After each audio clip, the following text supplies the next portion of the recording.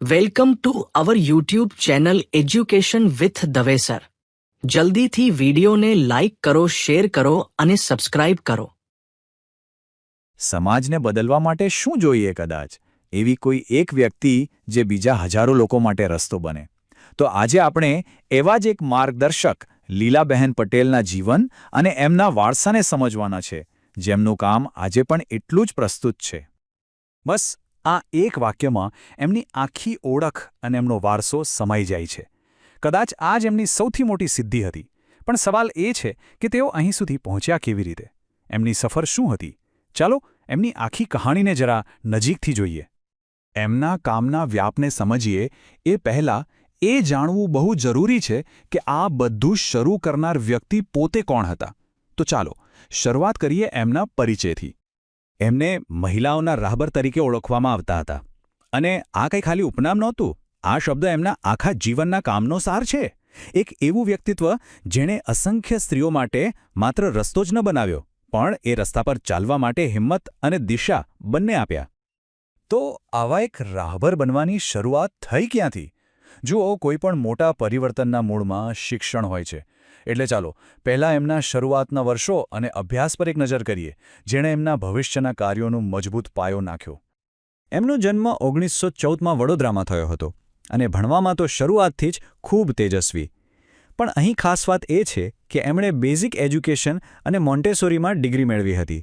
હવે આ શિક્ષણ પદ્ધતિઓ બાળકના સર્વાંગી વિકાસ પર ફોકસ કરે છે અને કદાચ આ જ વિચારમાંથી એમને સમાજના પાયાના સ્તરે કામ કરવાની પ્રેરણા મળી હશે. એકવાર શિક્ષણનો પાયો મજબૂત થઈ ગયો પછી એમણે પોતાના જ્ઞાન અને શક્તિનો ઉપયોગ સમાજમાં પરિવર્તન લાવવા માટે કર્યો. એમણે પોતાના અવાજને, પોતાની કલમને જાગૃતિ ફેલાવવા માટેનું એક સાધન બનાવ્યું. ચાલો જોઈએ કે આ માટે એમણે કયા પ્લેટફોર્મ્સનો ઉપયોગ કર્યો. એમની કામ કરવાની સ્ટાઇલ અહીં ખરેખર જોવા જેવી છે. એમણે 2 મોરચે એક સાથે કામ કર્યું.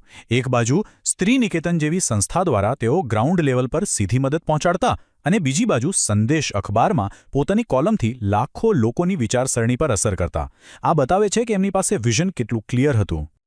એમની આખી કાર્યપદ્ધતિ એકદમ સ્પષ્ટ અને અસરકારક હતી. સ્ટેપ 1, લેખન દ્વારા લોકોમાં જાગૃતિ લાવો. સ્ટેપ 2, જેમને જરૂર છે એમને કાનૂની મદદ પૂરી પાડો. અને સ્ટેપ 3, શિક્ષણને પ્રોત્સાહન આપીને આવનારી પેઢીને મજબૂત બનાવો. એટલે કે ખાલી સમસ્યાઓ વિશે વાત જ નહીં, પણ એના નક્કર ઉકેલો પર પણ કામ કરતા હતા. પણ આ બધું કરવાની પ્રેરણા ક્યાંથી આવતી હતી? આ વાક્યમાં જ બધો જવાબ છે. એમના દરેક કામ પાછળ ઊંડી કરુણા અને સંવેદનશીલતા છુપાયેલી હતી. તેઓ માત્ર એક સમાજસેવક નહોતા, પણ એવા વ્યક્તિ હતા જે બીજાના દુઃખને પોતાનું સમજતા હતા. પણ એમનું કામ ખાલી એમની સંસ્થાઓ પૂરતું જ સીમિત નહોતું. એમનો પ્રભાવ તો એનાથી ક્યાંય મોટો હતો. એમની ક્ષમતા અને સેવાભાવની નોંધ સરકારે પણ લીધી હતી. ચાલો જોઈએ કે એમનો પ્રભાવ રાજ્ય સ્તરે કેવી રીતે ફેલાયો.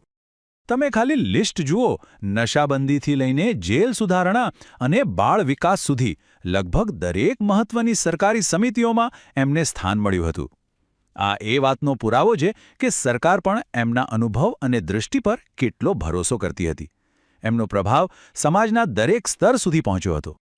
જાહેર જીવનની સાથે સાથે એમનું અંગત જીવન પણ એટલું જ પ્રેરણાદાયક હતું. તેઓ એમના પતિ ચિમનભાઈ પટેલ માટે સંઘર્ષના સાથી હતા. આ એક આદર્શ ભાગીદારીનું ઉદાહરણ છે, જ્યાં બંને એકબીજાના કામને પૂરો ટેકો આપતા અને સાથે મળીને આગળ વધતા. કોઈ પણ વ્યક્તિનું મૂલ્યાંકન આખરે એના વારસાથી થાય છે. તો આટલી લાંબી અને પ્રભાવશાળી સફર પછી લીલાબેન પાછળ શું છોડી ગયા? ચાલો હવે એમના દ્વારા છોડવામાં આવેલા અમૂલ્ય વારસા પર ધ્યાન કેન્દ્રિત કરીએ. વર્ષ હતું 2004. લગભગ 90 વર્ષનું એકદમ સક્રિય અને પ્રેરણાદાયક જીવન જીવ્યા પછી તેમણે દુનિયાને અલવિદા કહ્યું. એક યુગનો અંત આવ્યો. અને આ જ છે એમનો અસલી વારસો. જે વાત આપણે શરૂઆતમાં કરી હતી, એમની સૌથી મોટી સિદ્ધિ કોઈ એક સંસ્થા કે કોઈ પુરસ્કાર નહોતો, પણ એ લોકો હતા જેમને એમણે તૈયાર કર્યા. એમણે એવા સેંકડો દીવા પ્રગટાવ્યા જેઓ આજે પણ સમાજમાં અજવાળું ફેલાવી રહ્યા છે. તો આ આખા વિશ્લેષણના અંતે એક સવાલ મનમાં ચોક્કસ થાય છે. જે પડકારોનો સામનો લીલાબેને એમના સમયમાં કર્યો હતો, શું એવા પડકારો આજે પણ આપણી સામે નથી? અને જો છે, તો શું આજના સમયમાં આપણને એમના જેવા માર્ગદર્શકની જરૂર નથી? આ વિચાર સાથે આપણે અહીં વિરામ લઈએ છીએ. પૂરો વિડિયો જોવા બદલ આપનો આભાર. જો આપને વિડિયો ગમ્યો હોય તો ચેનલને સબસ્ક્રાઇબ કરવાનું ભૂલતા નહીં, સાથે શેર કરવાનું પણ ભૂલતા નહીં. જો કોઈ વ્યક્તિ વિશેષ વિશે તમે જાણતા હોય તો જરૂર કોમેન્ટ કરજો, જેથી તેની માહિતી આપણી ફેમિલીને મળતી રહે. જો કોઈ મંતવ્ય હોય તો જરૂર જણાવવા વિનંતી. આભાર.